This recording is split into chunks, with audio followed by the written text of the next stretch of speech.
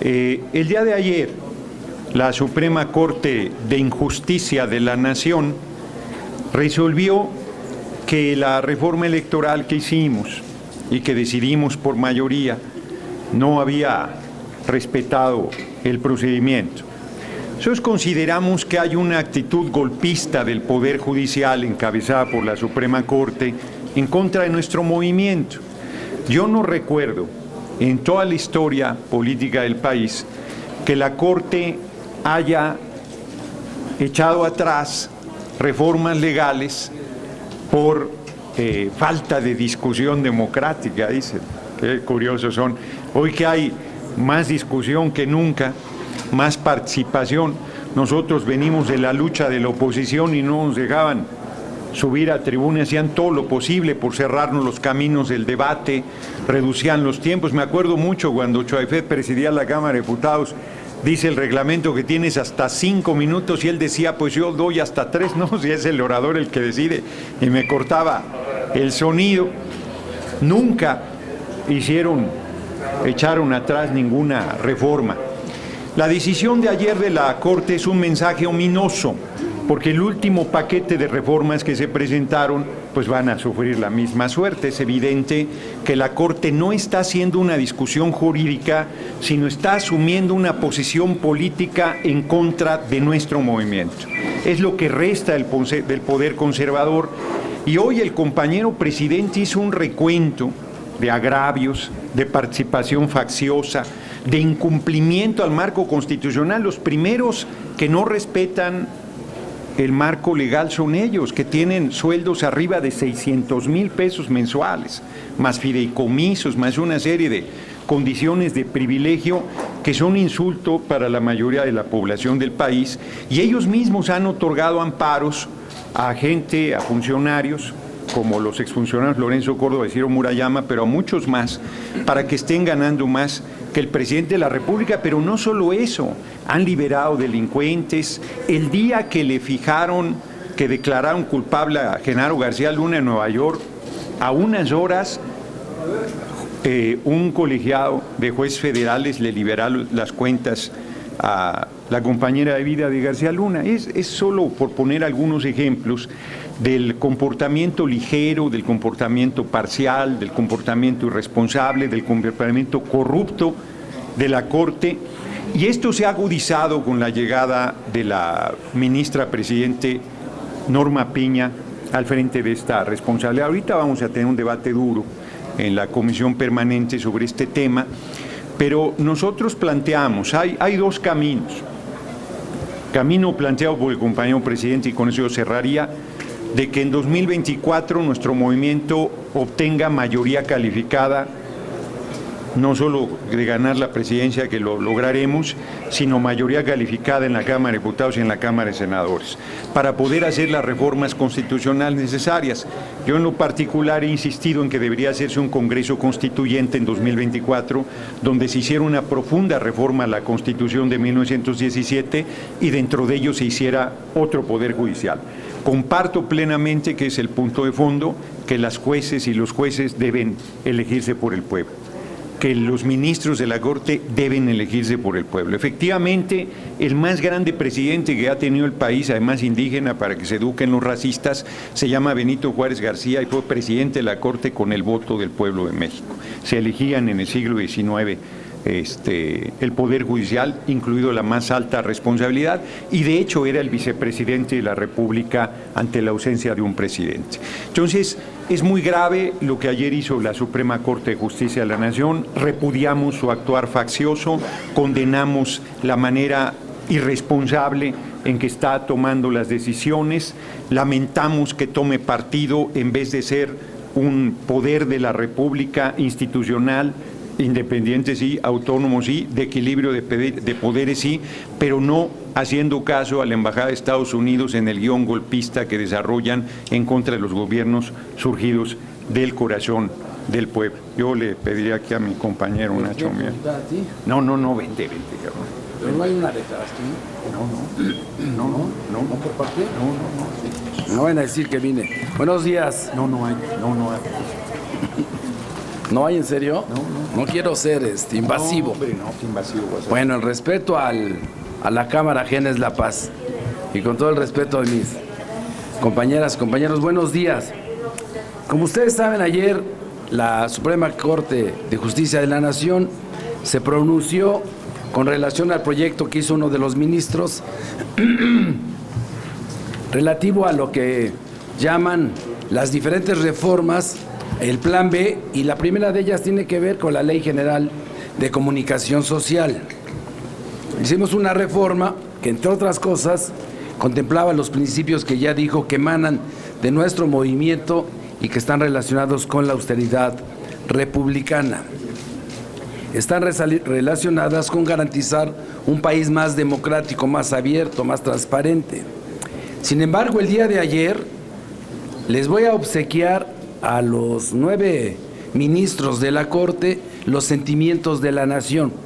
Siempre vale la pena de cuando en cuando quien tiene el honor, la gran responsabilidad de dirimir controversias jurídicas, que es la Suprema Corte de Justicia de la Nación, sus integrantes, que pudieran leer la Carta de los Sentimientos de la Nación, el artículo 5. En ella escribió el gran José María Morelos y Pavón que la soberanía dimana inmediatamente del pueblo, originalmente del pueblo, y es decisión del pueblo que la representación de esa soberanía se deposite en el poder legislativo, no en el judicial. Por eso es el primer atropello que siente la Cámara de Diputados cuando la Suprema Corte, en lugar de dirimir controversias que afecten el interés general, se convierte en defensor de la minoría.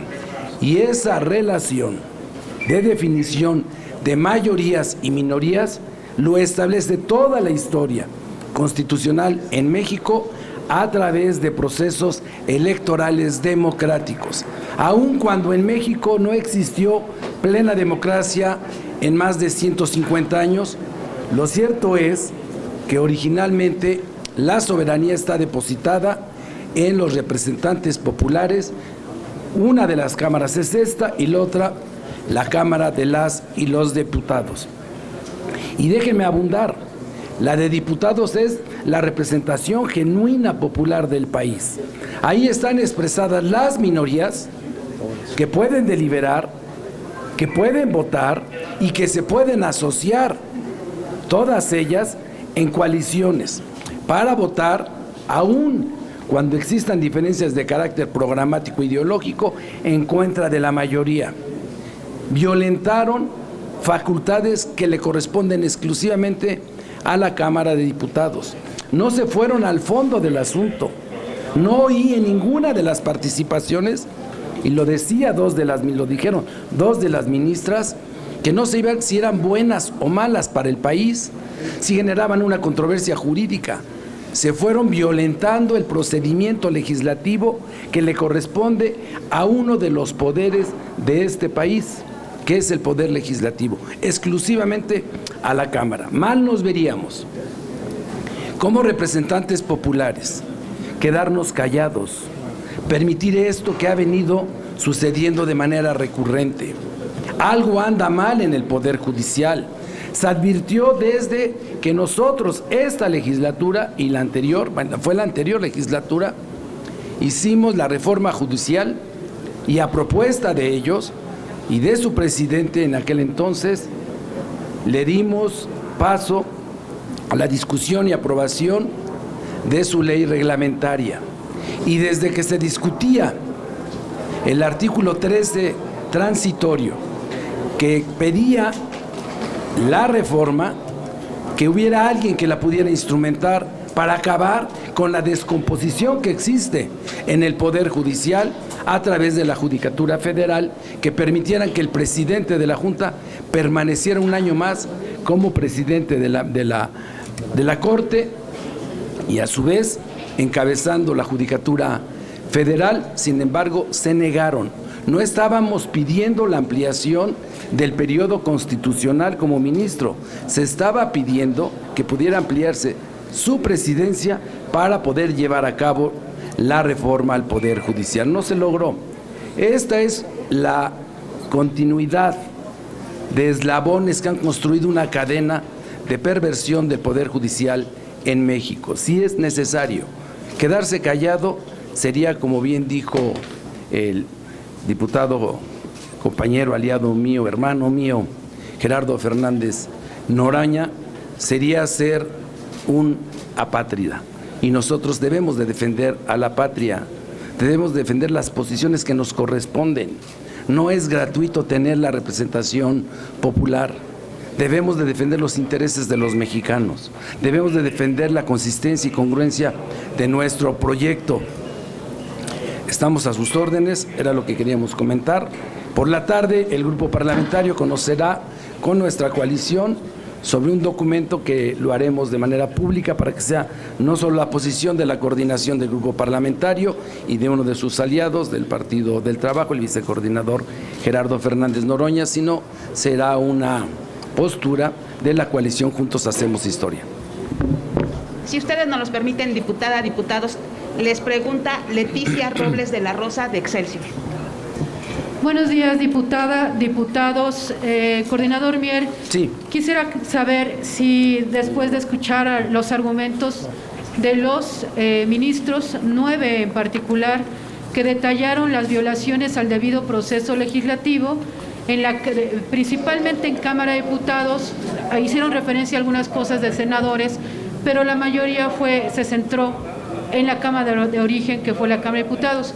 Y le quiero preguntar que si usted, como presidente de la Junta de Coordinación Política, tiene alguna intención de que la Cámara pues ya no repita estas cosas de fast track que ayer la Suprema Corte criticó, o para ustedes lo que pasó ayer con esos 9 ministros en materia exclusivamente del mundo legislativo no tiene ningún peso. Gracias.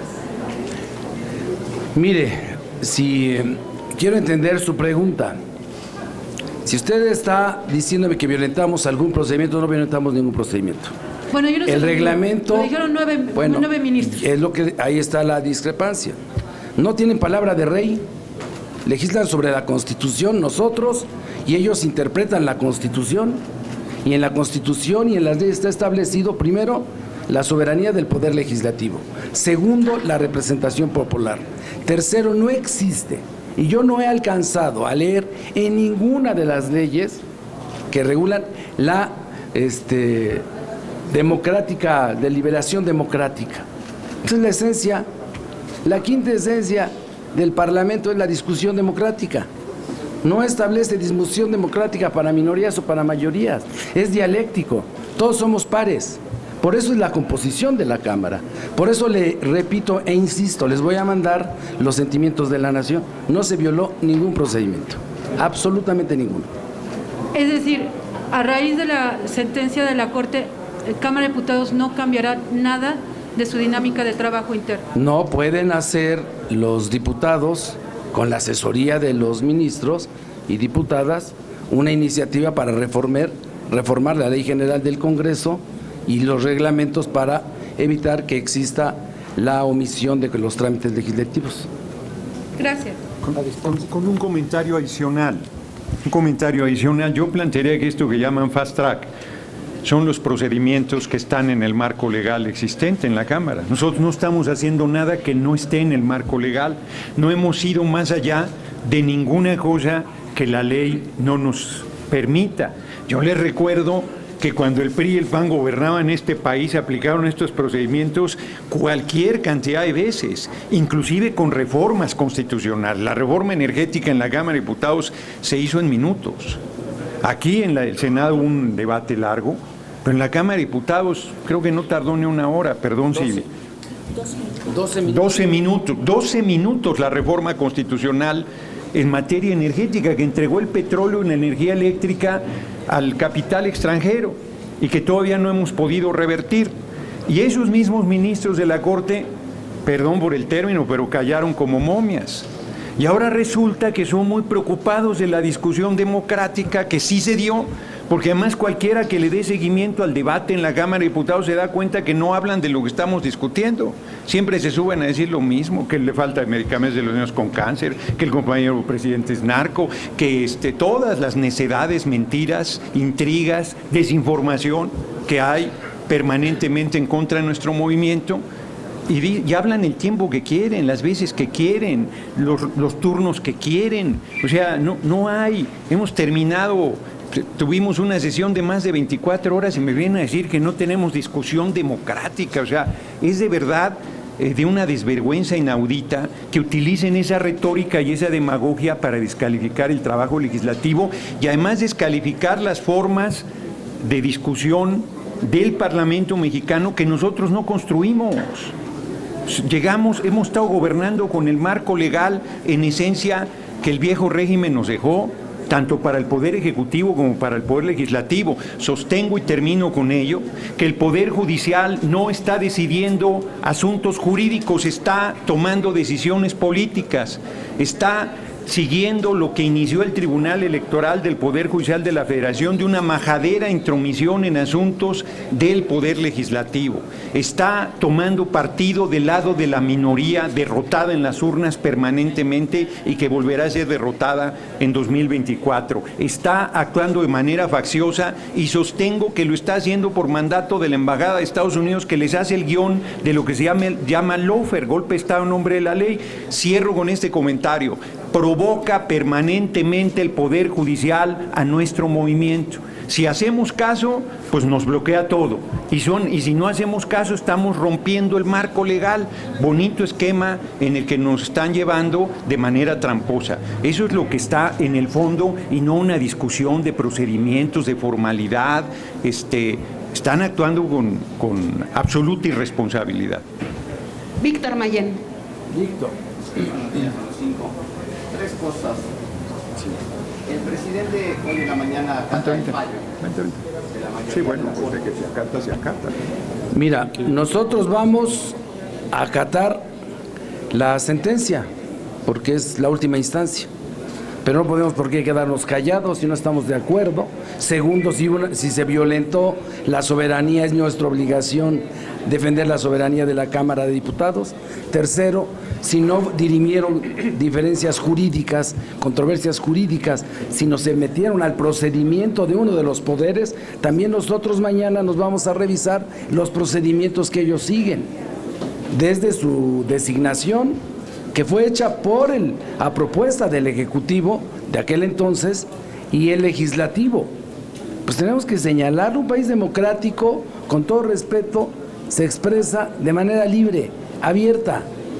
Somos hombres y mujeres que nacimos libres, nacimos iguales, y en la integración del Estado decidimos en México un poder republicano dividido en tres.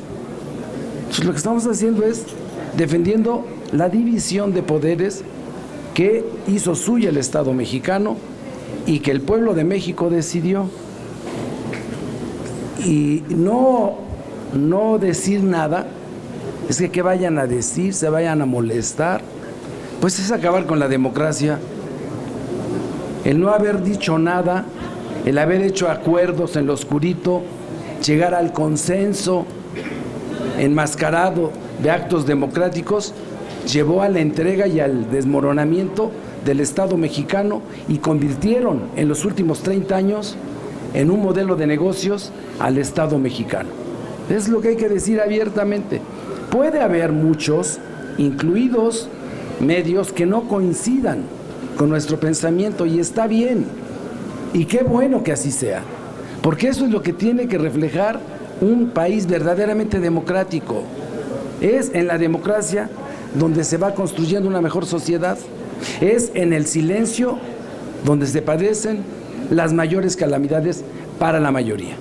Por eso hay que decirlo abiertamente y sin ningún rubor, sin que genere eso diferencias con nadie. Simplemente ellos aplicaron según su criterio, su interpretación, la ley. Nosotros no la compartimos, pero acatamos porque sí respetamos la división de poderes y que es necesario perfeccionar, reflexionar toda la sociedad en el próximo proceso electoral y que sea plataforma de nuestro movimiento el procedimiento, el mecanismo que se doten los mexicanos para elegir a los integrantes del Poder Judicial, porque solo el Ejecutivo y el Legislativo es la manifestación de la voluntad del pueblo.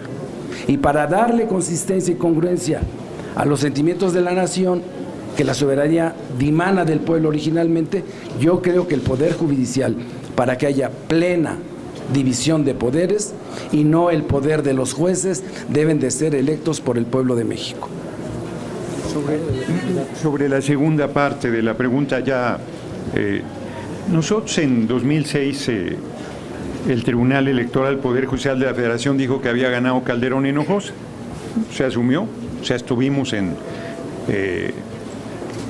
rechazo a esa determinación, ese agravio, ese atropello, pero acatamos la decisión. Hemos acatado siempre las decisiones legales del Poder Judicial. Eso no es lo que está a discusión. Desde que un golpe de Estado tiró al presidente Madero, no ha vuelto a haber un golpe de Estado en el país. Los golpes de Estado se ven muy mal, el asesinato de líderes políticos son repudiables en el mundo. Entonces, desde Estados Unidos se ha diseñado una cosa que se llama lawfare, que es, usan al Poder Judicial para tirar a los gobiernos surgidos y al servicio del pueblo. Eso es lo que está en camino en México, ese es el trabajo que están realizando de Zapa. O sea, estuvieron haciendo todo por parar la construcción del aeropuerto Felipe Ángeles, han saboteado con todo y siempre ha sido desde el Poder Judicial. Y la intromisión que está habiendo en el Poder Legislativo, pues es francamente una intromisión incorrecta y majadera. No es que nosotros pensemos que no nos podemos equivocar, pero de la misma manera decimos, pues el Poder Judicial también se puede equivocar, o ellos son dioses sobre la tierra y tienen un don especial que les permite no actuar políticamente, no ser facciosos, no ser parciales. Yo estoy señalando que están actuando de esa manera. Esa es la percepción que desde nuestro movimiento se tiene, con matices, con más cuidado, con más o menos diplomacia, pero ese es en esencia lo que estamos planteando. Y termino diciendo que lo planteaba Nacho Mier, yo lo refuerzo, yo creo que hay que hacer otro Poder Judicial y que eso debe ser producto de una profunda reforma, ya sea de una reforma constitucional en 2024 o de un Congreso Constituyente. Nada más en resumen, usted dice, si no le entendí mal, que Estados Unidos está detrás de las decisiones de la Corte que han fallado en contra de su movimiento. Sí. El compañero presidente, primero con mucho cuidado y luego de manera más clara, ha reclamado insistentemente el financiamiento a Claudio X González y a su organización, que es punta de lanza en la posición golpista. Ahí se articuló la alianza PRI-PAN-PRD, ahí existe, ahí se construye el guión de toda esta ofensiva desde el poder conservador que queda, que es el Poder Judicial, en contra de nuestro movimiento. Colombia se está dando un proceso similar. Ahí el fiscal, que es autónomo, igual que aquí en México, que son de las reformas que se hicieron bajo presión de la visión dominante desde el gobierno de Estados Unidos, está jugándole las contras al presidente de la República, provocándolo, poniéndole dificultades. Y la Corte salió a validar al fiscal en una posición que va encaminada en este sentido. Lo hicieron en Brasil, lo hicieron en Bolivia, lo hicieron en Ecuador, lo han hecho en cualquier cantidad de países. Es una manera de un guión existente con el que se manejan en contra de los gobiernos populares. No estoy diciendo nada nuevo y cierro. Se plantea que el único lugar donde no puede haber golpes de Estado es Estados Unidos, porque no hay embajada de Estados Unidos en Estados Unidos. Las embajadas de Estados Unidos se complota en contra de los gobiernos democráticos y populares. Eso es lo que estoy diciendo. Laura Murillo, Justicia TV. Pues hay todavía días, pero tendría que convocarse un periodo extraordinario. No lo hemos discutido como coalición. Lo que sí hoy el compañero presidente anunció es un paquete de reformas al Poder Judicial que son imperiosas, que son urgentes y que atenderemos con toda seriedad y responsabilidad y que haremos en la discusión todo el tiempo que la oposición requiera. hicimos el Parlamento abierto con la reforma constitucional en materia eléctrica, días y días y horas y tiempo y todo, y de todos modos acabaron votando en contra de los intereses nacionales. Y luego impugnaron la reforma eléctrica. Afortunadamente, como la Corte todavía no la controlaban absolutamente, se salvó esa reforma que hicimos, pero si estuviera la actual composición de la Corte la habrían echado atrás igual con pretextos. Eso es lo que estoy diciendo, que están haciendo un uso político de la Corte. Pero en materia electoral, quizás lo más probable, no sé, salvo mejor opinión aquí de Nacho Mier, yo creo que nos vamos a ir con las reglas existentes, ¿no? Ya no hay posibilidad. Comenta que no hay posibilidad, que ya estamos, que nos iremos a la elección de 2024, al plan C, efectivamente, a ganar mayoría calificada en las urnas. Gracias. Y perdón,